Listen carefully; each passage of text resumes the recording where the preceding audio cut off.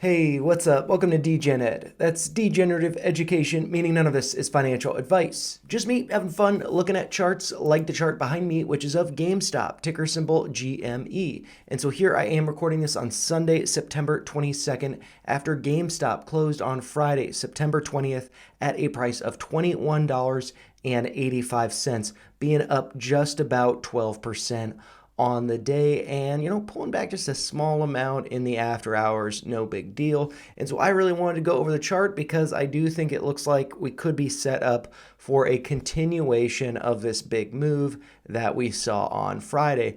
And so there are a number of reasons for that. And, first I'll start with these reasons over here in the chart. One is the MACD. It has been red or negative, and it does look like it could be flipping to being neutral and or positive, meaning that the stock price will be going higher. Another reason is the RSI, which on Friday was at 50.90 or right around neutral between 30 and 70. And with that momentum coming from the lower side, on Thursday being at 37.89, moving up to being right around neutral, I think that could be moving towards 70 and, continuing with that momentum. And then also, this move that we saw on Friday is backed by volume, a surge in volume. So looking really good there. All those factors suggest that this move could be continuing to the upside. And then before I get into the levels, just looking at the chart, this pattern here reminds me a lot of the rising three methods, where you would have a big green candle over here, three candles coming down, and then a massive green candle on this side, suggesting that a continuation to the upside would be happening. Of course, this does look different because we have a lot more than three candles in here, and this was not a green candle. It was, a little red hammer candle following this gap down. But, the pattern is still, backed by what's going on here in the chart. Price coming down here, but then closing above all of those highs, suggesting that a reversal is in play, that we are going higher. As the high on the 11th was at 2109, we clearly closed above that level. So I do think that it looks really good just from all of those factors. But then getting into the chart here, getting into some of the levels, I have talked about 2169 in a number of videos. We did close above that, and if we take a step back, that is the 786 from this Fibonacci retracement here, going from that low of 995 up to the market hours high of 64.83. We get a 786 of 2169, which has, since this rally, served as a good dip buying level. Any prices below that level have served as good dip buys, and we are now trading above that level, or really considering the after hours price at 2170, just above that level. So, I think if we can hold that, I do think it's looking pretty good. And then just above that level, we have this uptrend that is in orange, which is based on, let's see, the pivot low from April 23rd, which was at a price of $10.01. And then the other low being the low of August 5th, when the market was gapping down, that being at a price of $18.73. So from that, we have this uptrending level. And it does look like we have broken below it a couple times, currently trading below it. I suspect that could be acting as some resistance. But I do think that we could be going higher than that. There are a number of reasons that I'll show you in just a second why I think we could be going higher. But before I get into that, did want to point out this red dashed line at 2341.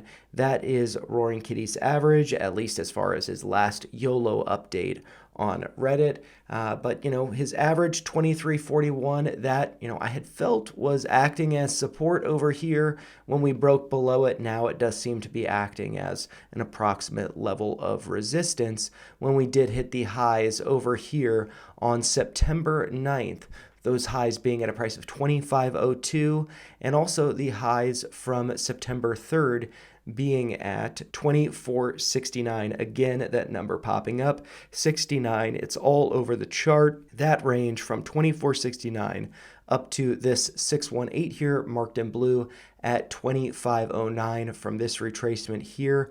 I think the range from 2469 up to 2509, approximately around 25, I think that could be acting as some resistance if we are able to get above this uptrend, above Roaring Kitty's average. So do look for that to be acting as resistance. But then one thing that I can do is I can draw another Fibonacci retracement here from the high of 2502 coming down to this low here from the 11th being at a price of 1931. We can get some ideas of levels to the upside, like the 1618, that being at a price of 28.55.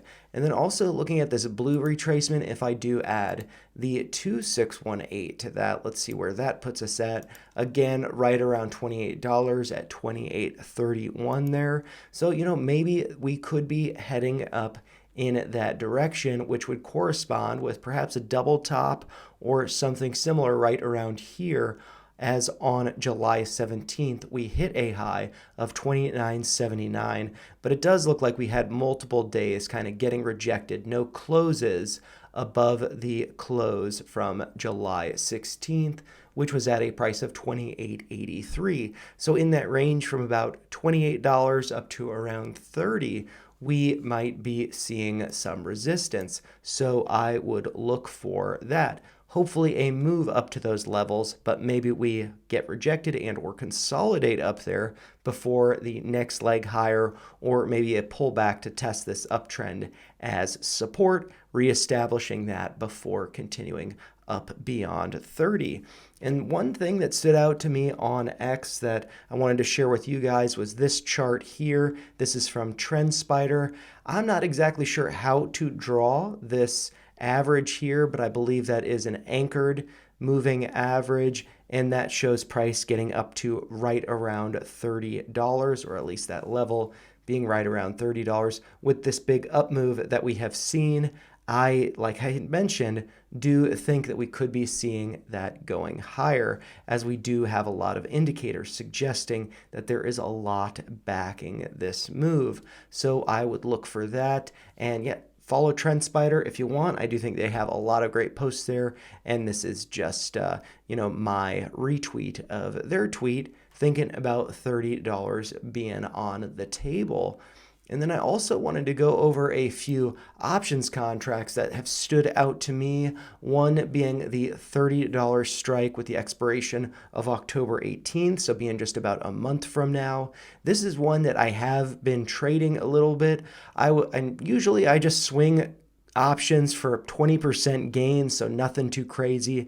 I am not looking to hold on to these until the very end. I think it's very risky to hold contracts to the end, but I had picked up one of these contracts. I was actually holding one back when it was above $1.50 per contract. If I go back 14 days, we can see that when it was up here. I think I picked up a contract around $1.40, swung it for 20%, so nothing too crazy. Could have made a lot more money up here, but I was happy to take the profits. And then right around earnings, I was prepared to buy more at 150, but it didn't fill before earnings, which I was very happy about. And then I later had that fill down here around 50.